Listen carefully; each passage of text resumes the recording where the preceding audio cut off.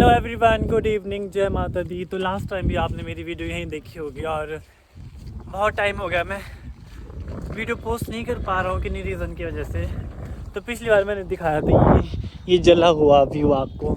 और आज मौसम बहुत ज़्यादा ठंडा है और मैं जैकेट लगाना भी भूल गया था सुबह नहीं, दिन को मैं रामपुर से भी आ रहा हूँ। तब देखो अब ना हरी हरी सी घास लगने लगी है इधर और चारों और इस सामने से गौ माता आ रही है, उनको मैं चीज़ जानता हूँ।